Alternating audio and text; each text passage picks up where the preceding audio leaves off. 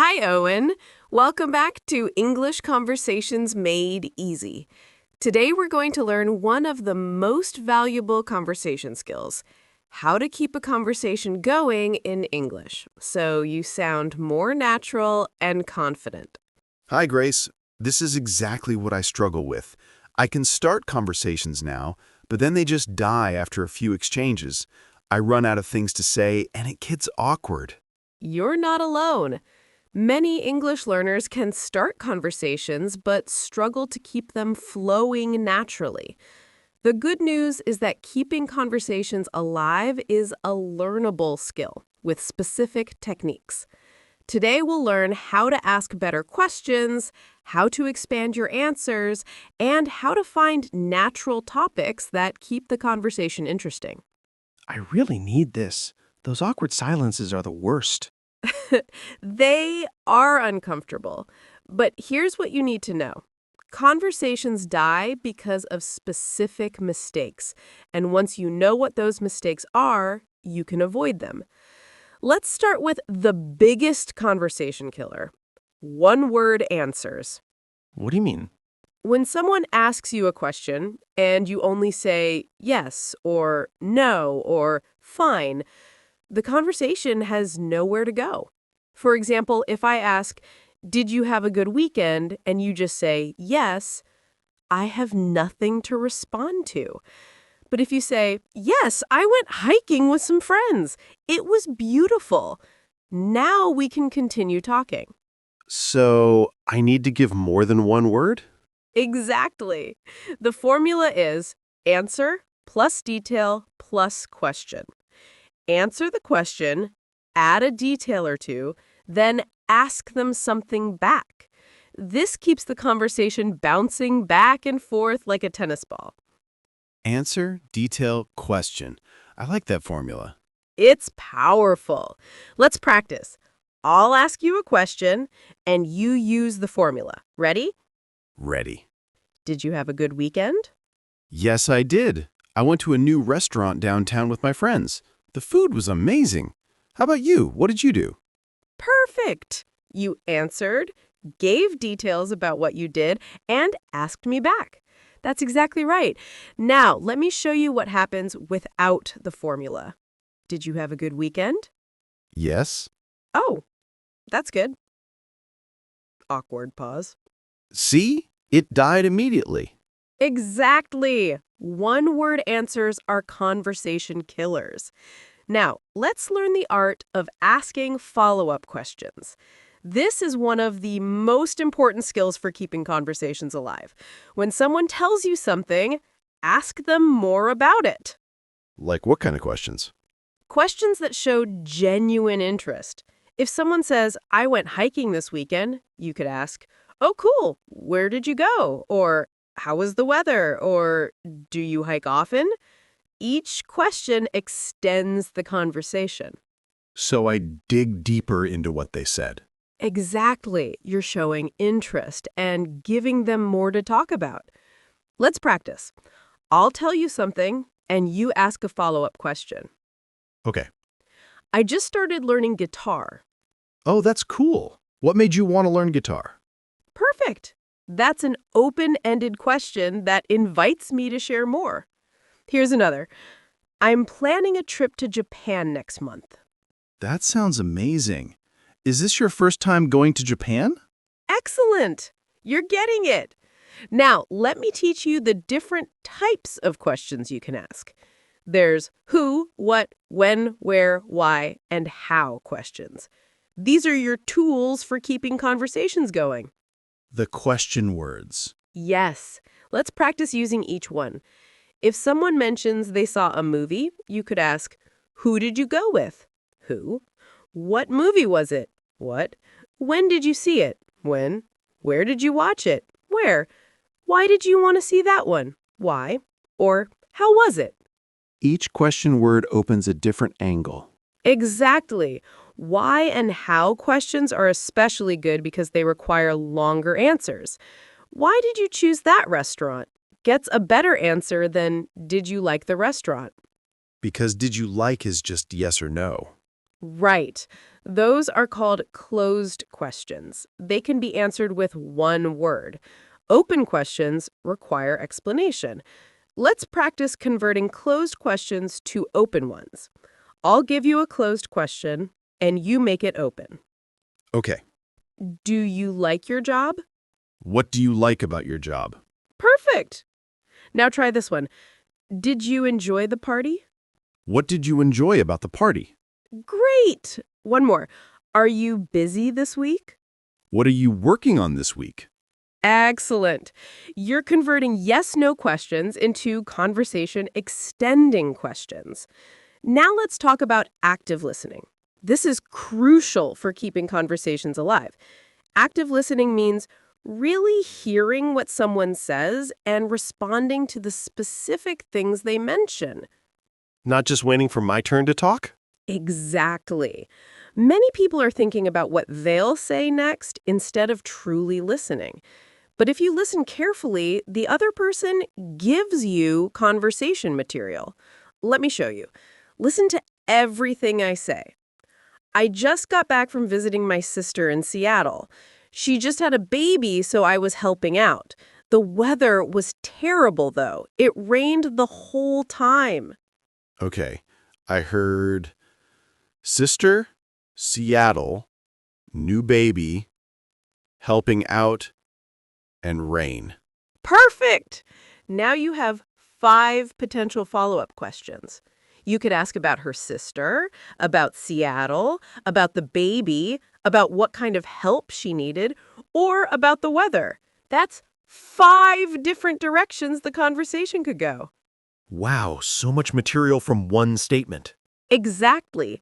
That's why active listening is so powerful. People give you conversation threads. You just need to grab one and pull on it. Let's practice. I'll tell you something, and you pick one thread to follow up on. Okay. I've been really stressed lately because I'm renovating my kitchen. The contractors keep finding new problems, and it's costing way more than I budgeted. Oh, no. What kind of problems have they found? Perfect. You picked one specific thread, the problems. You could have also asked about the renovation itself, the budget, how long it's taking, or how you're managing the stress. All would work. So many options. Yes, that's the key. One statement gives you multiple conversation paths. Now let's talk about the echo and expand technique. This means repeating part of what they said and adding your own thought or question. For example, if someone says, I love Thai food, you could say, Thai food, I love it too. Do you have a favorite dish? Repeating shows I'm listening? Yes, and it encourages them to elaborate. Let's practice. I'll make a statement, and you echo and expand. Ready. I just finished reading an amazing book. An amazing book. What was it about? Great! Now try this. I'm thinking about getting a dog. Getting a dog. That's exciting. What kind of dog are you thinking about? Perfect! You're echoing naturally and adding relevant questions. Now let's discuss another powerful technique, finding common ground. When you discover something you both like, interested in, or have experienced, the conversation becomes much easier. Because we both have things to say about it. Exactly. If you both love hiking, you can talk about favorite trails, gear, experiences. If you both have kids, you can bond over parenting. If you're both learning English, you can share struggles and tips. Let's practice identifying common ground. Okay. I mentioned that I'm learning Spanish. Oh, me too. Well, I'm learning English, but I know how challenging it is to learn a new language. What made you start learning Spanish? Excellent! You found the common ground, language learning, and built on it. Now, what if you don't have common ground? Then show genuine curiosity. If someone mentions something you know nothing about, ask them to teach you. Like what? If they say, I'm really into rock climbing, and you've never done it, say, I've never tried rock climbing. What's it like? How did you get into it? People love explaining their passions to interested listeners. So I can admit I don't know something? Absolutely. It actually makes people feel valued because you're interested in learning from them. Let's practice. I'll mention something obscure, and you show curiosity. Okay. I've been getting really into bird watching lately. Bird watching? I don't know much about that. What got you interested in it? Is it relaxing? Perfect! You admitted you don't know about it, but you asked genuine questions. That keeps the conversation going beautifully. Now, let's talk about sharing stories and experiences. When appropriate, share your own related stories, but keep them relevant and not too long. How long should my stories be? In casual conversation, aim for 30 seconds to 2 minutes maximum. If you go longer, you risk monologuing. And always connect your story back to what they said. For example, if they mention a bad restaurant experience, you could share, "Oh, that reminds me of this time I went to a restaurant and," but keep it brief and related. So my story connects to theirs? Yes, it shows you're listening and relating, not just waiting to talk about yourself. Let's practice. I'll tell you something, and you share a brief related story. Okay. I had the worst experience with customer service yesterday. I was on hold for an hour. Oh no. That's so frustrating. I had something similar last month with my internet company. I kept getting transferred to different departments. It took 3 calls to fix one problem. What were you trying to resolve? Perfect. You shared a brief related story and then returned the conversation to me with a question. That's exactly right. Now let's discuss the importance of body language and verbal encouragers. These show you're engaged even when you're not speaking. Like what? Verbal encouragers are sounds and words that show you're listening. Oh, really? Wow, that's interesting. I see. No way. These keep the speaker talking because they feel heard. So I don't just sit silently? Right. Nod, maintain eye contact, and use these little responses. Let me tell you a story, and you use encouragers. Okay. So I was at the grocery store yesterday, and I saw someone trying to fit this enormous watermelon into a tiny bag. No way. Yes, and then the bag ripped and the watermelon started rolling across the parking lot. Oh my gosh, that's hilarious. Did they catch it? Eventually, yes, but it rolled under 3 cars first. That's amazing. I would have been so embarrassed. Perfect. You used laughter, verbal encouragers, and questions throughout. That kept me telling the story enthusiastically. Now let's talk about conversation topics that naturally flow. Some topics lead to more conversation than others. Which topics are best? Topics that people have opinions and experiences about. Food and restaurants, travel and places, hobbies and interests, work and career, family and relationships, entertainment, movies, TV, books, music, current events, non-controversial, weekend plans or recent activities, and local area recommendations. Those all seem easy to discuss. They are. Let's practice transitioning topics naturally. We've been talking about movies, and it's running out. How do you shift to a new topic? That's tricky. It's easier than you think. Use bridges. By the way, speaking of, that reminds me, or totally switching topics, but let me show you. We're talking about movies, and I'll transition to travel. Okay. Yeah, that movie was set in Paris, which was beautiful. Speaking of Paris, have you ever been to France? No, smooth. You use the movie setting as a bridge. Exactly. You can also just be honest. Totally changing topics, but I've been wanting to ask, do you have any vacation plans this year? People appreciate natural transitions. Let me try. We're talking about food, and I want to ask about hobbies. Go ahead. That restaurant sounds amazing. By the way, do you have any hobbies outside of trying new restaurants? Perfect. Natural and smooth. Now let's discuss what to do during awkward silences.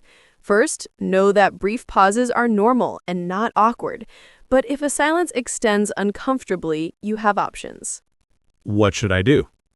Option 1, reference something from earlier in the conversation. You mentioned you like hiking. Do you have a favorite trail? Option 2, ask an opinion question. What do you think about current topic? Option 3, share an observation about your surroundings. This place is so cozy. Option 4, be honest. I'm blanking on what to say next. Let me think. Being honest is okay? Yes, it's human and relatable. Often the other person will jump in with a new topic. Let's practice rescuing an awkward silence. We'll have a pause, and you restart the conversation. Okay. Yeah, so that's basically it. So, you mentioned earlier you like reading. What are you reading right now? Oh, I'm reading this great mystery novel. Have you read any good books lately? Perfect. You grabbed a thread from earlier and revived the conversation. Now, let's talk about the rule of thirds for balanced conversation. Ideally, you talk about 1/3 of the time, they talk 1/3, and 1/3 is shared space with back and forth. Equal sharing? Roughly equal, yes. If you're talking 80% of the time, you're monologuing. If you're only talking 20%, you're interviewing them. Balance creates good conversation flow. How do I know if I'm talking too much? Check for signs. Are they giving shorter answers? Are they looking away? Are they not asking you questions back? If yes, you might be dominating. Pass the conversation back. But enough about me. What about you? And if I'm not talking enough? If you're only asking questions and not sharing about yourself, the other person might feel interrogated or like you're not interested in connecting. Share more about your own experiences and opinions. Balance is key. Exactly. Now let's discuss humor in conversation. Appropriate humor keeps conversations light and enjoyable. You don't need to be hilarious, just find moments to laugh together. What if I'm not funny? You don't need to tell jokes. Just notice funny things together. This menu has the weirdest descriptions, or share funny experiences. I got so lost today, I walked in circles for 20 minutes. Self-deprecating humor works well. I'm terrible with directions. Laughing together bonds people? Absolutely. Shared laughter creates connection, but avoid offensive jokes, making fun of others, controversial humor, or anything that makes people uncomfortable. Keep it light and kind. Safe and friendly humor. Yes. Now let's talk about showing genuine interest. This is the secret to great conversations. If you're truly curious about people, conversations flow naturally. How do I show genuine interest? Ask questions because you want to know, not just to feel silence. Listen to understand, not to respond. Remember details they share. Follow up on things they mentioned before, like, how did that interview go? Or did you end up trying that restaurant? People like when you remember things? They love it. It shows you care. Let's practice. We had a conversation last week where I mentioned I was nervous about a presentation. We're meeting again now. Hey, Grace, how did your presentation go? You remembered. It went really well. Thank you for asking. I was so nervous, but it turned out great. That's wonderful. I'm so glad it went well. You must be relieved. Perfect. You remembered, asked about it, and showed you cared. That's relationship building, not just conversation filling. Now, let's discuss reading and matching energy. Some people are high energy and enthusiastic. Others are calm and thoughtful. Match their energy level for the most comfortable conversation. Mirror their style? Yes. If someone is excited and loud, you can be more animated. If someone is quiet and contemplative, tone it down. This creates rapport and makes the other person comfortable. What if our energies are very different? Find a middle ground. If you're naturally quiet but they're enthusiastic, try to be a bit more energetic than usual. If you're loud but they're reserved, bring it down a notch. Flexibility helps. Adapt to the person. Exactly. Now let's practice a complete conversation using all the techniques. We're at a coffee shop. You'll start and we'll keep it going for several exchanges. Use all the skills we've learned. Okay, I'm ready. Hi, this place is pretty busy today, huh? It really is. I almost left because there were no seats. Luckily, this one opened up.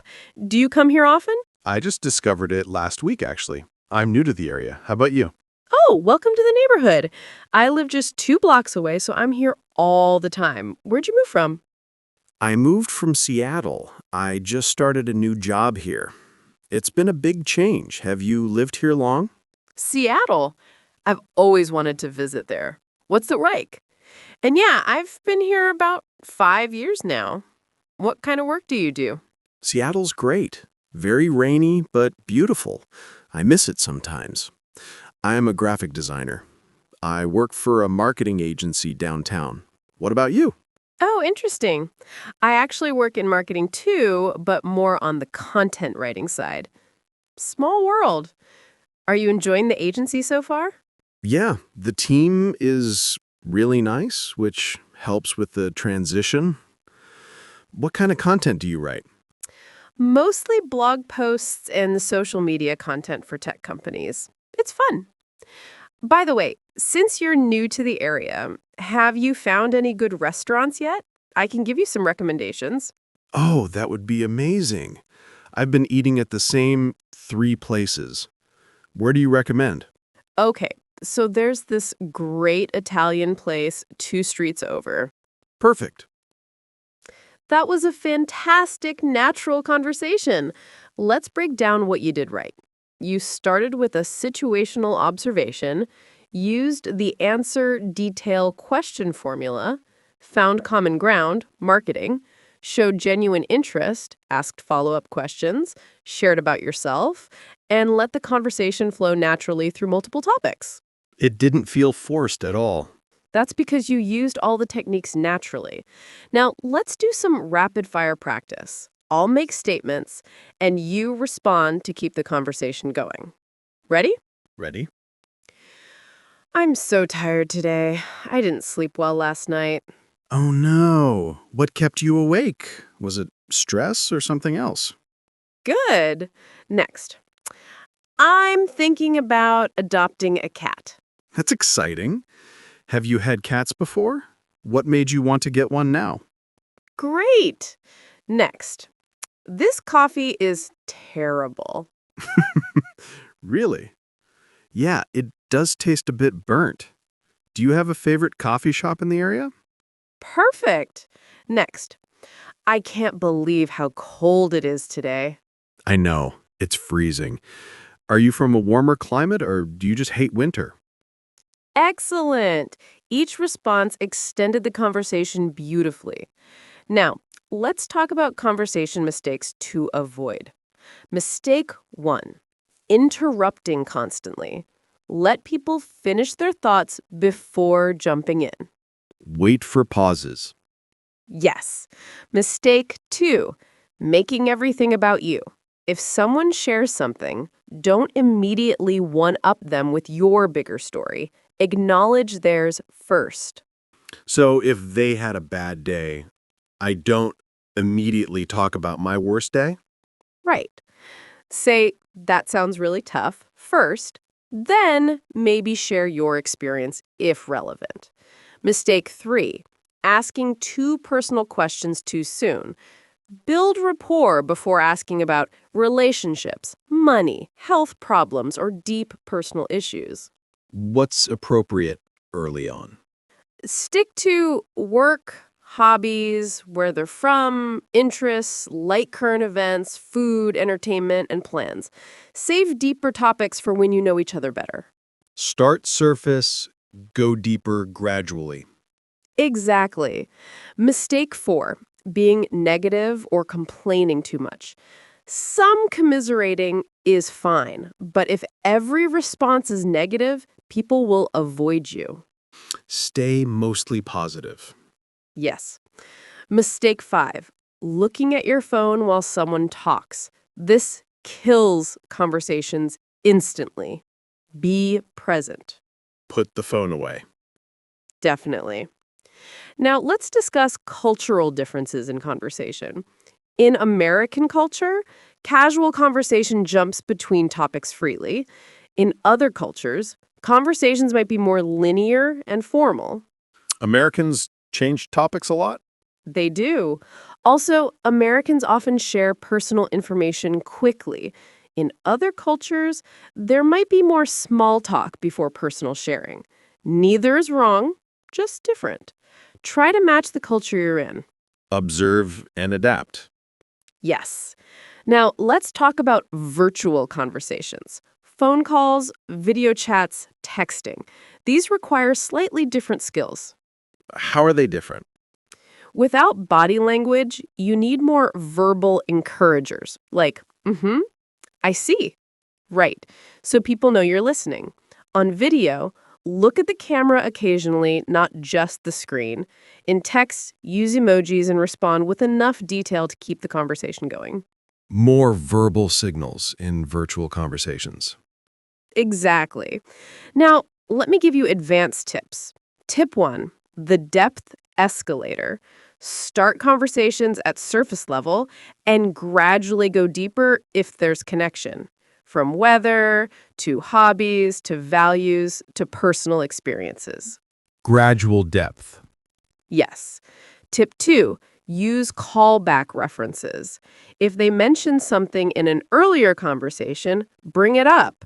Like, how's your mom doing? You mentioned she was sick. This shows excellent memory and care. Reference past conversations? When appropriate, yes. Tip 3, offer value. Share recommendations, resources, or introductions if you can help them. Oh, you're looking for a dentist? Mine is great. This builds relationships. Be helpful. Yes. Tip 4, read conversational cues. If someone gives short answers, checks their phone, or says, I should get going, recognize the conversation is ending. Don't force it. Notice when people want to exit. Definitely. Tip 5, practice makes perfect. The more conversations you have, the easier they get. Every conversation is practice. Just keep practicing. That's it. Now, let's recap the key techniques. For keeping conversations going, use the answer, detail, question formula. Ask follow-up questions. Use open-ended questions. Practice active listening. Find common ground. Share relevant stories. Use verbal encouragers. And show genuine interest. Answer detail question, follow-ups, open-ended questions, active listening, common ground, stories, encouragers, and genuine interest. For topics, food, travel, hobbies, work, family, entertainment, plans, and local recommendations. For balance, talk about 1/3, listen 1/3, share the back and forth 1/3. Good topics and balance the conversation.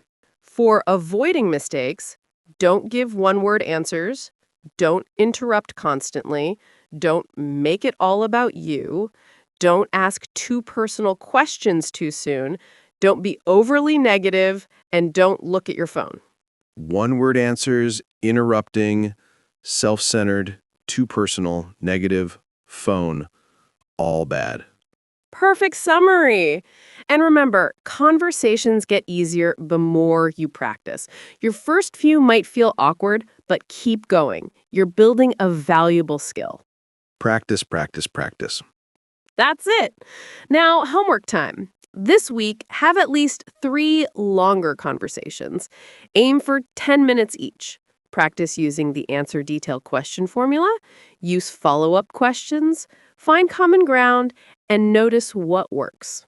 3 10-minute conversations? At least. They can be with friends, coworkers, classmates, or even friendly strangers. Just practice keeping conversations alive and flowing. I can do that. I know you can. Also, when you watch TV shows or movies in English, notice how characters keep conversations going. What questions do they ask? How do they transition topics? Learn from native speakers. Watch and learn from shows? Yes, it's great practice. And remember, the goal isn't perfect grammar or vocabulary. The goal is connection. If you're genuinely interested in people and use these techniques, your conversations will flow naturally.